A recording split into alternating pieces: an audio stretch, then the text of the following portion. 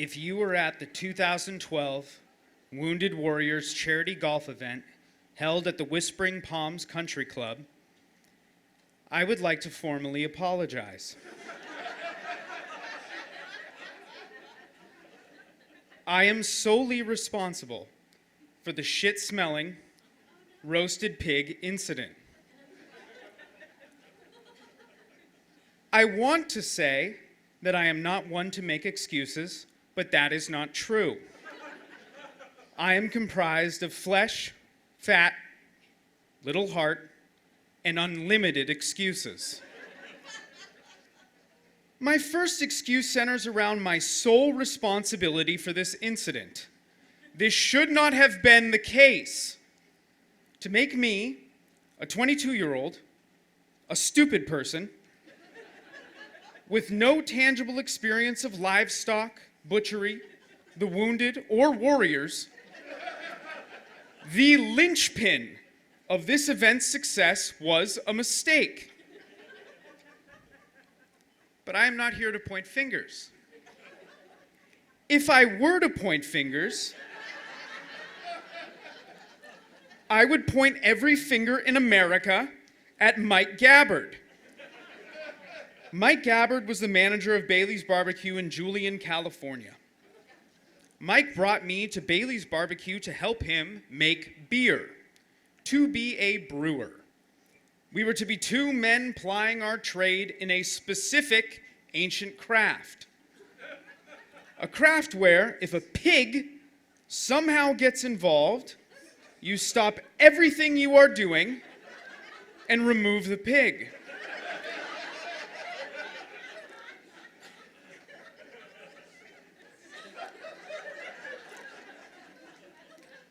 Mike Gabbard brought me to Julian because, in his words, I don't want to be around a fucked up moron on top of a mountain. Unbeknownst to Mike Gabbard, I was the Lamborghini of fucked up morons.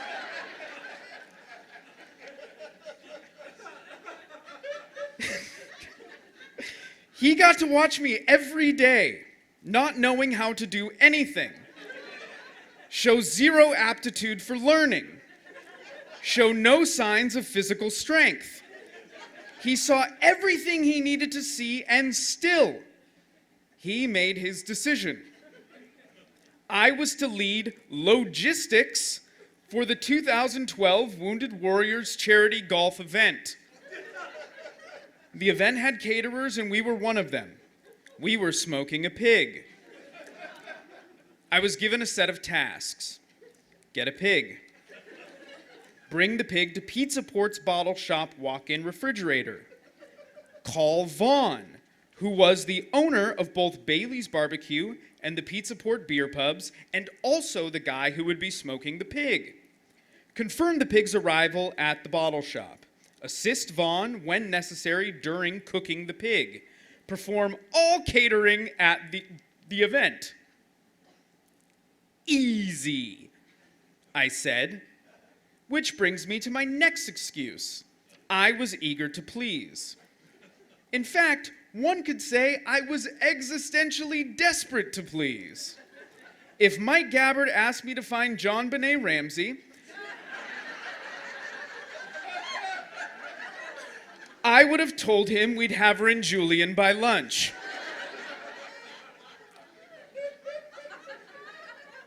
I went home.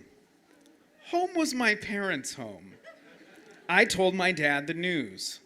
I was literally put in charge of feeding wounded warriors. They want to eat pig. I am giving them their pig. I have to get the pig. My dad asked me how I would get the pig.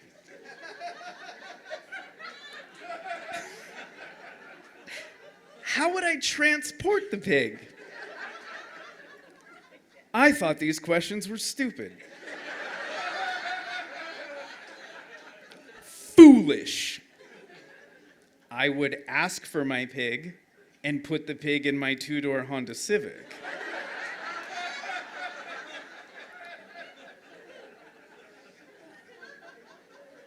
At this time, 2012, I had never seen an actual real-life pig. The only pig I had been around was a Beanie Baby I had as a child.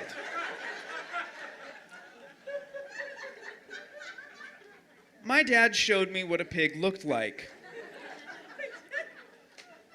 Not small, larger than a Beanie Baby. I reassessed.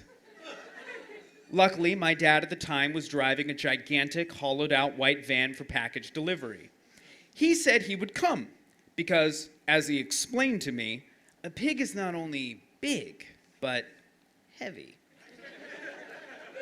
We drove to the pig place in Escondido. When we arrived, I was greeted with a fascinating discovery. All of these pigs were alive.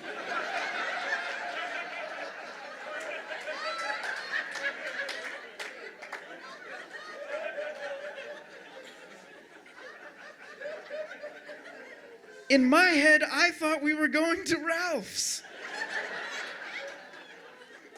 I thought there was going to be a little box labeled Pig for Keith, and my father and I would skip to his van. This was not Ralph's. This was a farm.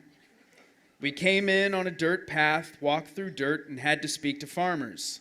They spoke Spanish. I spoke all the Spanish that did not prepare me for pig transactions. My dad, who knew how to say pig in Spanish, spoke on my behalf. He came back with the news. You have to pick a pig for them to kill. Yeah. I told my dad this was unacceptable. Why? I am a coward. Pick a pig to die? This is something someone else does. Me? The child? No. This is something a bad person does in Charlotte's Web.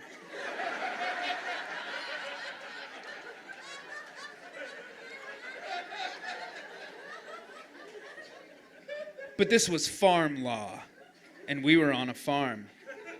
I made my way to the stall. There's a lot that goes into choosing a pig for a feast. If I find time, I hope to learn someday. But on this day, in 2012, I knew nothing. Without looking at the pigs, I told the guy to pick the furthest one on the right. I know. They gave us our dead pig in a wheelbarrow. I wheeled it over rocks and clumps of horse shit like a 13th century peasant. My dad and I got the pig into the back of the van. We drove off with me and the pig in the back. Sitting next to the pig as we went west on the 78, I realized I was not built for this life. I was not meant to be a guy who sits next to dead pigs in a windowless van. I was meant for slow-paced, air-conditioned office environments.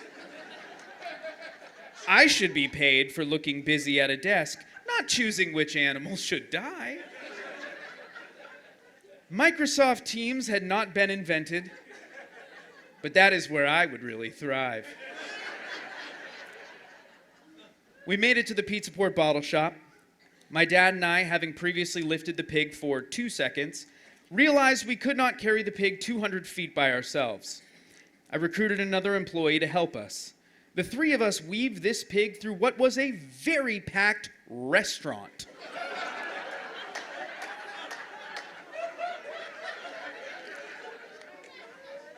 A casual beer-drinking spot where people went to escape from the horrors of their existence. What they got instead was a fucked-up parade starring a father and son duo, a dead pig, and a third guy who was not fully informed with what he was volunteering for.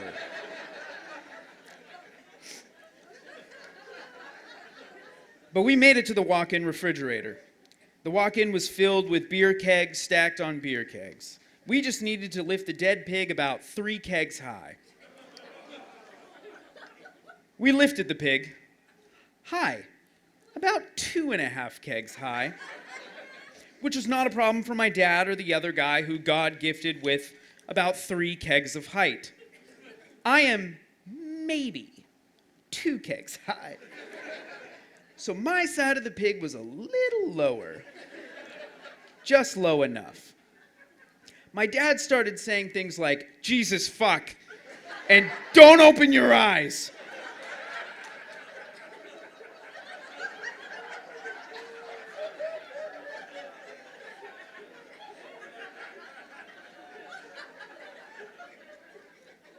And then I felt a little drip.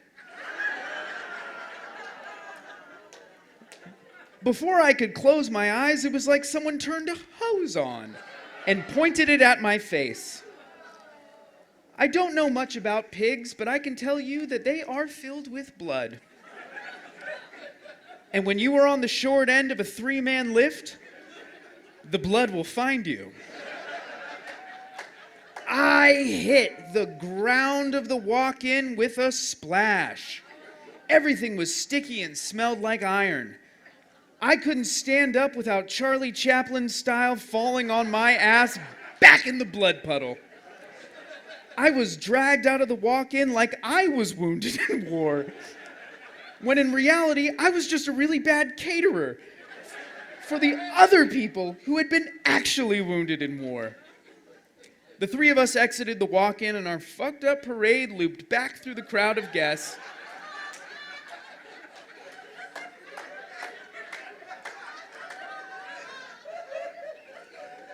The pig was gone, but now 2 of the guys were carrying the smaller guy through the crowd because his eyelids were fused together by the blood of a hooven animal. Later that night, after my father hosed me off in the backyard, Pulp Fiction style, I got a text from Vaughn. "Got the pig. Thanks." Vaughn, the owner, thanked me for my efforts. I felt proud. I texted him back. "Anytime." And sadly, I might have meant it. But the good vibes with Vaughn did not last long. I woke up at 2 a.m. from a few missed texts from Vaughn. 11:49 p.m., starting to smoke soon. This pig's a beast, LOL. 12:51 a.m., pig is on. Now we wait, LOL. 1:37 a.m., bad smell, LOL. 1:57 a.m., missed call. 2 a.m., hey, this pig smells like shit. What did you do? My phone rang again. Vaughn was calling. I didn't pick up. Probably a butt dial. Another text shortly after. Get to the Whispering Palms parking lot right now. 3 a.m. Whispering Palms Country Club parking lot. Vaughn was standing next to this giant black box. The smell coming out of the black box was evil. Did you take a shit in this pig? He yelled in a country club parking lot. What a fall from grace. A few hours ago, I was being thanked. Now, I'm being asked if I shit inside a dead animal we were feeding to wounded warriors. No, I said. I told him the truth. I got a pig and I dropped it off. I spilt a little of the pig, but I spilt it on me. Then you thanked me for my service, and I went to sleep. What pig did you choose, he asked. The one in there, I said, pointing at the black box. Yeah, but why? Did you check for anything? I checked for everything, I said, which was a lie. If I had told Vaughn that I literally picked this pig with my eyes closed, This story would have not been told here, but on CNN, and the first word in the headline would have been murder. I stayed in the parking lot all night with Vaughn. He would look at the pig and make guesses, which turned into accusations. Maybe it's too much testosterone, he said, which immediately shifted to, this pig has too much testosterone. Why did you pick a pig with too much testosterone? Why does anyone do anything? To be clear, if muscle daddy pigs are not meant to be eaten, don't put them in the pen, especially furthest to the right. I watched the sun rise on Earth and we were no closer to an answer. The smell was getting worse. We were running out of time. Vaughn, looking at the tables, made his final decision. Fuck it. It smells bad, but I bet it tastes fine.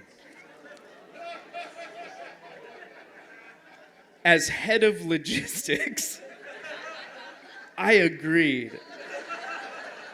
Fuck it. Then, I went to the clubhouse bar, drank 3 beers at 8 a.m., set up our booth, and waited for the Warriors to arrive. They arrived. The pig was dropped off at our table shortly after. Anyone coming off the 12th hole tee box could hit, get in their cart, grab some food for the road. 15 consecutive foursomes of golfers came to the 12th tee box and openly protested the smell coming from my booth. These were men and women who had seen battle, who had fell and rose again to live meaningful lives, unable to hit a golf ball because of my stinky pig. I was resigned, certain there were no more pats on the back for me in this crazy, fucked up dead pig lifestyle. I was going to go home and start filling out college applications. No one ate the pig. One foursome asked me to eat it to prove it was edible, and I said it was against my religion.